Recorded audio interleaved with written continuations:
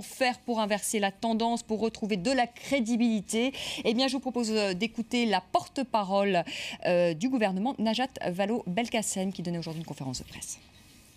Ça n'est pas anodin que le président de la République ait commencé par là, s'inscrire dans le temps à la fois pour se rendre compte d'où on vient, c'est-à-dire de l'état du pays au moment où on a pris nos responsabilités. Ce qui a été réalisé en un an, cela nous impose, nous, de garder un cap, de garder une ligne, de ne surtout pas changer de braquet, de garder une ligne envers et contre tout, pour reprendre l'expression du président de la République. Édouard de Riancipel, garder une ligne. On a quand même le sentiment, Éric Brunet le disait à la fin de la première partie, qu'il y a eu de nombreux couacs et qu'on ne voit pas toujours la ligne du président de la République. Il évoquait tout à l'heure, Éric Brunet, le couac entre Montebourg et Moscovici. Il y en a eu d'autres. On a entendu les coups de gueule d'Arnaud Montebourg et Jean-Marc Ayrault leur mettre au pas. Enfin, il y a eu un nombre de couacs, mais incroyable, presque chaque semaine. Non, mais Vanessa, je crois qu'il ne s'agit pas seulement de couacs, pardon.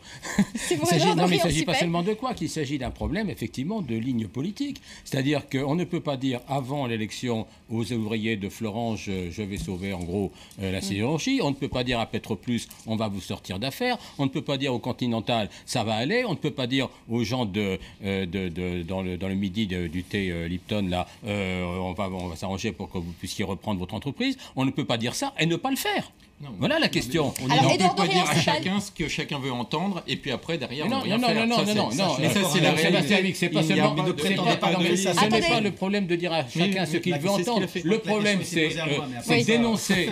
François Hollande s'est fait élire par un mensonge. Il a promis tout et n'importe quoi. Il a ignoré la crise. Pendant la campagne présidentielle, il n'a jamais prononcé le mot crise. Il a tout mis sur le dos de Nicolas Sarkozy. Et aujourd'hui, les Français sont déçus parce que les résultats et les promesses ne sont pas tenus. Est-ce qu'il n'y a pas un problème de cap? C'est-à-dire qu'on ne voit pas où François Hollande veut aller. S'il y a un problème qui n'existe pas, c'est celui du cap. Parce que autant je suis d'accord pour dire il faut être honnête, il y a eu des couacs, ça existe. Et puis je pense qu'il faut que ça s'arrête. Parce que quand on est dans un gouvernement, eh bien, il faut tenir la ligne du gouvernement et du président de la République, c'est évident. Donc ce qui nous a fait, en fait, je crois, le plus de mal tout au long de cette année... Mais ça, c'est un problème d'autorité aussi, c'est un problème de perception, parce qu'il y a pu avoir à un moment donné, et je le dis très clairement, taxe sur le diesel, pas taxe sur le diesel, etc. Florence, le débat nationalisation, sur le cannabis... pas... Mais il n'y a pas de débat sur le cannabis. Oui, mais je réponds à votre question sur le cap. Permettez-moi juste, Éric Brunet. Juste une question. Éclairez-moi quand même dire sur le cap, parce qu'il est là. Oui, sur le cap. Aidez-moi, parce que je vous assure que c'est sincère. Si on prenait un leader de centre-gauche ou de gauche contemporain dans le monde actuellement, aidez-moi. Alors, François Hollande, ça serait quoi? Ça serait Tony Blair, Schröder, Obama? Éclairez-moi. Je pense que c'est une synthèse de tout ça appliquée à la France. Appliquée à la France. Je pense que François Hollande et François Hollande... Non, mais il rigole, Maurice Ulrich, pourtant il n'est pas mort. Il rigole. Moi, je demande à être jugé sur mais éclairez-moi. C'est la synthèse qui me fait rire. C'est quoi sa politique? Vous ne pouvez pas me demander de vous éclairer. C'est un social-démocrate, un social-libéral. Alors c'est quoi? Répondez à la question. Laissez-moi juste vous éclairer. C'est Barack Obama, c'est Gerhard Schröder, c'est Tony Blair, c'est qui? C'est quelle politique? Eh bien, c'est François Hollande avec le cap qui a été le sien, redressement dans la justice. Alors ça peut paraître C'est du baratin. Je vais vous dire ce que c'est. Hugo Chavez pourrait dire la même chose. Le redressement du pays, c'est de faire les réformes structurelles. D'abord, c'est l'emploi, le cap. L'emploi, c'est le cap. C'est de faire en sorte que les réformes que nous faisons... Sarkozy disait la même chose, Hollande, Chirac disait la même chose. Si vous me laissez juste vous le démontrer, allez, Édouard de Riancipel, je vous fais la démonstration en 3 mots et ça va aller très vite. Je crois que le président Hollande a été élu pour préserver le modèle français dans un monde globalisé qui le menace. Voilà ce que je pense. Et donc, il a dit aux Français et aux Bourget que la France n'était pas le problème, que la France c'est la solution. Et qu'à condition de faire les réformes qu'il fallait, eh bien, nous pourrions garder le modèle français adapté à la mondialisation sans faire les casses que veut le libéralisme et qu'a fait la droite. Oui, mais on voit bien qu'il n'y a pas de désendettement. Le cap. C'est ça la réponse. Après, je crois que les couacs qui ont existé, j'espère que ça s'arrête, ce sont l'écume, mais ça ne change pas le cap. Le président est solide et il garde le sang-froid. Est-ce qu'il va y avoir un remaniement, Édouard de Riancipel? C'est possible, il y en aura probablement un. Et ça sera quoi? C'est indispensable, dit Sébastien Huyghe. Ça viendra au moment venu, c'est le président qui décide, on peut discuter autant qu'on veut. Moi, je crois que le cap, c'est quoi? Le cap, c'est les réformes structurelles sur le marché du travail. Les réformes structurelles pour la compétitivité et les réformes structurelles pour baisser les déficits et la musique qu'a engagé le président de la République montre sa force. Elle commence à prendre en Europe. Nous avons gagné 2 années supplémentaires pour revenir au compte. On les a pas gagnés, on les a perdus. Non, on les a pas perdus. Mais si, parce bien sûr qu'on les a perdus. Ça aurait été tué. Comme on est un mauvais élève, on l'a dit, il va pas redoubler, le pauvre. Il va pas redoubler, on va lui donner 2 années de plus. Nous n'avons pas le total des 3%. Nous voulons tendre mais ce que ça veut dire aussi, 3%. Eduardo Riancipal, c'est qu'on n'a pas été capable de tenir l'engagement des 3%. Elle est beaucoup plus dure que personne ne l'a prévu. François Hollande l'a dit à la télévision devant tous les Français. Enfin, quand même, je pense qu'on a... À gauche du PS, il a été suffisamment dit que les 3% ne seraient jamais tenables, à moins d'appliquer une politique de fer François Hollande, austéritaire. Il a lutté contre les déficits jusqu'au seuil pour ne pas tuer la croissance. Il a mené ce petit combat qui a apporté déjà ses fruits. Et la bataille pour une politique de croissance en Europe pouvoir répondre Sébastien Huyghe. C'est un peu un monologue. Le problème, c'est que le président de la République, c'est le champion du monde de la godille. Et un petit coup vers le centre, un petit coup vers l'extrême gauche. Et pour nos entreprises, c'est intenable. C'est 15 milliards, mais c'est 15 milliards supplémentaires d'impôts pour les entreprises. Et puis après, il y a les pigeons. Le problème, c'est qu'il y a les pigeons qui râlent. Hop, on va faire des mesures pour les entrepreneurs, pour les startups. Des 20 milliards aux entreprises. Mais c'est une usine à gaz parce qu'à un moment, on leur prend d'un côté, on va essayer de leur donner de l'autre côté. C'est véritablement c'est véritablement de la godille. Ce qu'il faut faire, c'est diminuer le train de vie de l'État, c'est continuer ce que nous avions fait avec la révision des politiques publiques. C'était le non-renouvellement d'un fonctionnaire sur 2 qui part à la retraite. Je pense qu'il faut aller encore plus vite. Vous n'avez pas de projet alternatif. Tandis que vous voulez 60 000 fonctionnaires de plus dans l'éducation nationale. C'est une catastrophe. C'est la dépense publique à crédit. Et c'est ce qui nous amène avec une croissance nulle, voire de la récession, puisque le FMI nous dit qu'on va être à moins 0,1%. C'est les 3% de déficit du PIB qui sont par terre, et comme le dit Éric Brunet, où on perd 2 ans, et c'est véritablement une politique qui nous mène dans le mur, avec ce qui est en train de se produire, 1300 chômeurs de plus par jour dans notre pays. Mais c'est le sujet central. Parce que tout ce qu'on dit depuis tout à l'heure, finalement, si on était un peu taquin, c'est de la littérature. Le sujet central, c'est la capacité de ce gouvernement, ou le souhait de ce gouvernement et de François Hollande, de tailler dans la masse, d'être un peu, je vais être un peu vulgaire, thatchérien, de dire il y a 6 millions d'agents publics, c'est un luxe que la France ne peut plus se permettre puisque nous sommes le premier pays du monde sur 190 à être aussi généreux. Moi, si il me dit, écoutez Eric, il y a 190 personnes ici, c'est toi qui es le plus comme ci, comme ça, je révise mes pratiques. Et oui, nous sommes le pays au monde le plus généreux avec sa puissance publique. Ça porte à la réflexion quand même. Si nous étions le pays en meilleure santé, finalement, on pourrait dire... Éric Brunet. Et la deuxième chose, je voudrais juste le dire, ça fait 6 mois que je travaille sur ce sujet, vous avez eu la gentillesse d'évoquer mon livre tout à l'heure, c'est qu'il y a des gens qui partent et pas des riches, parce que quand le gouvernement socialiste nous dit que ce sont les riches qui partent, c'est pas vrai. Il y a énormément de riches qui partent, il y a aussi énormément d'entrepreneurs qui partent, mais il y a énormément de pauvres qui partent. 30 000 sont allés au Canada l'année dernière, des chômeurs, des écoles d'engénieurs entières ont quitté la France, la promotion entière. Et malheureusement, Bercy, je le dis parce que c'est ma conviction, refuse de communiquer les chiffres officiels. Ça c'est vrai, Eduardo Riancipal, je voudrais que sur les exilés, c'est vrai que les exilés fiscaux, on fait beaucoup de débats, etc. Et on cherche à avoir les chiffres et on n'a pas de chiffres. Ça existe ces chiffres. Moi je ne suis pas dépositaire des chiffres. Moi ce que je veux dire, c'est que la France reste un pays attractif. On parlait tout à l'heure dans l'entracte, dans la pause. Moi, je dis que les États-Unis, lorsqu'ils viennent investir en Europe, ils viennent d'abord investir en France. Ça montre l'attractivité de notre pays. Et nous allons... Non, mais pas du tout. Mais attendez, mais ça reste le cas. Je suis le député d'une circonscription où il y a des investissements américains très importants. Ce qui est intéressant quand on écoute les raisons des investisseurs étrangers de venir en France, c'est qu'ils considèrent que la France est un pays attractif en raison justement de ses infrastructures, de ses écoles, de son système de santé, etc. Et quand Éric Brunet nous récite sans surprise son credo libéral, c'est pour dire il y a trop de services publics, il y a trop d'écoles, il y a trop de ceci, il y a trop de santé, etc. Mais nous n'avons plus les moyens. Eric, la richesse d'un pays, ça ne se mesure pas à la richesse de certaines entreprises du CAC 40 ou au cours de la bourse. La richesse d'un pays, c'est fait d'écoles, c'est fait de routes, c'est fait de ponts, c'est fait d'infrastructures, etc. Le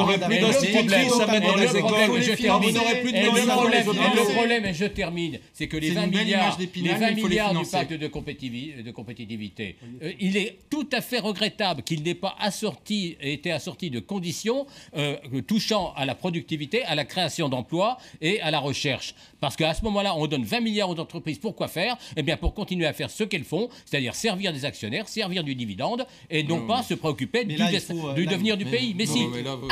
Un mot, Édouard Dorion-Sipel, et ensuite Sébastien Huyghe. Moi, je partage complètement, presque en totalité, ce que vient de dire M. Ulrich. Et d'ailleurs, ça montre qu'il y a une différence entre la gauche et la droite. Nous ne sommes pas pour une saignée dans la fonction publique. Nous sommes d'ailleurs en train de faire des efforts dans un certain nombre d'administrations. Non, c'est pas vrai, non. Si. Vous avez embauché à Pôle emploi, à l'école, oui, là dans où il y la a besoin. justice, dans la police, vous embauchez partout. Permettez-moi juste de terminer. Important. Je vais vers ça. Je l'assume totalement. Nous avons mis la priorité dans les administrations qui sont prioritaires pour le redressement du pays. Vous ne faites qu'embaucher. L'école, la police, vous avez supprimé 10 000 postes, nous en rétablissons 500 dans la gendarmerie et la police. Mais il ne faut pas. On ne peut pas des efforts ailleurs. Plus qu'à 2002. Vous avez de l'argent pour les payer, vous, les nouveaux policiers. Allez, 20 milliards. Nous avons juste là-dessus, Vanessa Burger, c'est très important. Nous avons fait confiance aux entreprises et le Parlement pourra revenir tous les ans pour vérifier les conditions d'application de ces 20 milliards d'euros. Nous faisons le pari de la compétitivité, nous faisons le pari du redressement du pays et nous voulons le faire comme l'a dit François Hollande dans la justice, en augmentant les impôts. Vous avez augmenté de 30 milliards d'euros les impôts en un an. Qui allait me donner des leçons, des taxes totalement improductives qui ne rapportent rien, qui ont été des niches fiscales aux riches, des taxes qui sont des cadeaux catégoriels. C'est ça que vous avez fait. Mais vous n'avez pas de projet aujourd'hui. On est quand même sur une chaîne internationale. Sébastien Huyghe, Édouard Dorion-Sipel, on est quand même sur une chaîne internationale et j'aurais qu'on dise un mot de l'international. Dans quel domaine François Hollande est-il le plus satisfaisant? Sondage CSA pour BFM TV. Égalité des droits entre individus, moralisation de la vie politique. C'est raté. C'est raté, il y a des décisions qui ont été prises après l'affaire Cahuzac qui n'existaient pas auparavant. Donnez les chiffres. Dans quel secteur est-il le plus satisfaisant? Vous donnez les 24% des droits entre individus, 16% moralisation de la vie politique. Donc ça veut dire qu'il y a 86% qui trouvent qu'il n'est pas satisfaisant. J'ai lu ce sondage. Et défense des intérêts de la France à l'international, parce qu'il y a un autre sondage qui dit là où les Français ne sont pas satisfaits, c'est notamment la hausse du chômage. Et la défense du pouvoir d'achat, là, les Français ne sont pas satisfaits. Dans ces domaines-là, ils sont plutôt satisfaits. Mais non, vos chiffres, 16% sont satisfaits. Dans quel domaine sont-ils le moins satisfaits? 62% lutte contre le chômage, 49% pouvoir d'achat et réduction des déficits. Défense des intérêts de la France à l'international, ils sont plutôt satisfaits. Je sais que ça vous énerve, Éric Brunet, mais non, pas du tout. Mais c'est vrai que l'affaire malienne est globalement vécue par nos compatriotes et par à peu près tout le monde comme un économique. Oui, comme un succès. Bon voilà. Donc là, vous dites que c'est un bon chef. Avec l'Allemagne, c'est un bon chef de guerre. Écoutez, sur l'international. Chef de guerre, c'était excessif. Et puis moi, je suis très prudent quand on se refait la pastille sur le dos de l'armée française. Et puis surtout, peut-être quand vous voyez la Libye, l'opération libyenne et les conséquences de l'opération libyenne qui a peut-être aussi été menée c'est très avec compliqué. les conséquences. En tout cas, ce qu'il a fait. Beaucoup de gens l'approuvent à droite et globalement l'affaire malienne c'est quand même très compliqué d'avoir des jugements a posteriori, c'est bien pour la France et puis c'est bien pour le Mali. Et sur les relations sur l'Europe aussi parce que ça c'est important, les relations avec Angela Merkel. C'est beaucoup moins bien.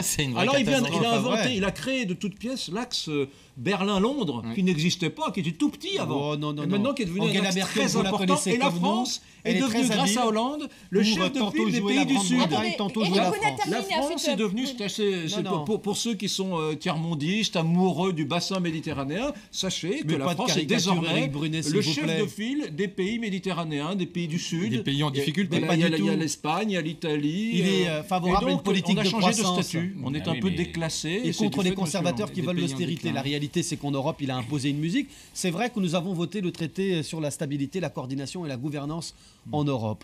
Mais accompagné de cela, ça a été d'ailleurs l'engagement de François Hollande, il y a eu le paquet sur la croissance. Avec ça, juste de l'argent qui n'avait pas été utilisé, mais c'est de la poudre aux yeux. Et ensuite, Sébastien 120 milliards, c'est pas de la poudre aux yeux, permettez-moi. C'est les fonds qui... Et la taxe sur les transactions financières, c'est de la poudre aux yeux. C'est Nicolas Sarkozy qui l'avait initié. Oui, c'est ça. C'est Nicolas Sarkozy qui l'avait initié. Et l'union bancaire, pour sauver les banques, Est-ce que c'était pas une solution qui était Nicolas Sarkozy. Et puis derrière, même Maurice Ulrich est d'accord. Elle n'avait pas été mise en œuvre.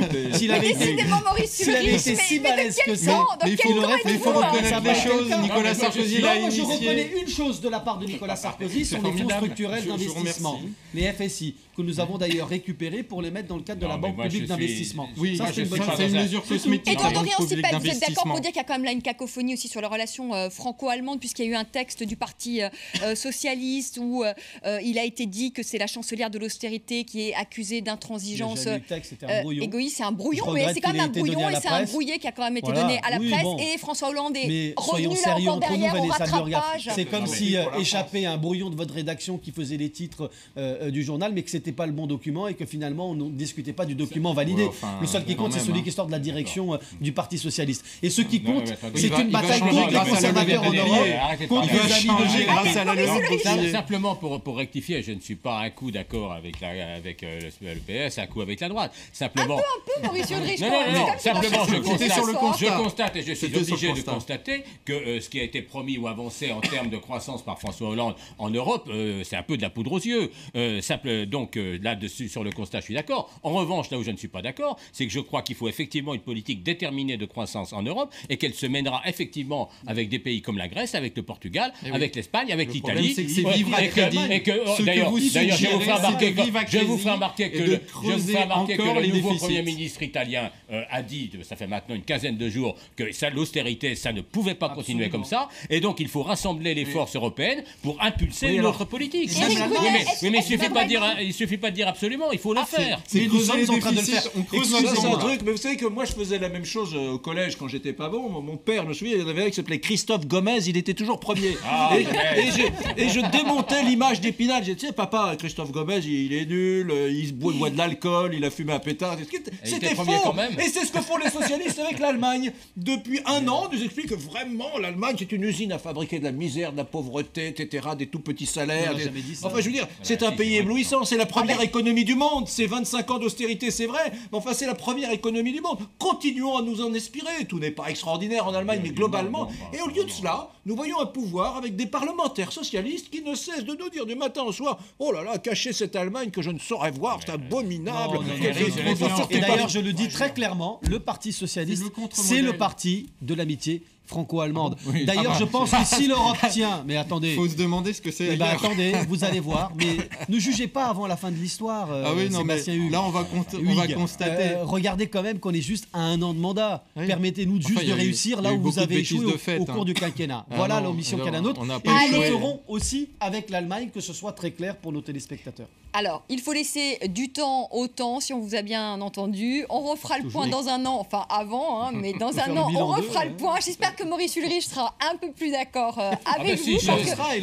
Non, mais si nos amis socialistes changent de cap et prennent un bon cap à gauche, je serai à leur côté sans problème. On n'y est pas encore. Éric Brunet, Sauf qui peut, édition Albin Michel. Merci à tous les 4 d'être venus sur le plateau de France 24. Merci à vous de nous avoir suivis. Je vous retrouve demain à 19h10 pour un nouveau débat. Très belle soirée, à demain.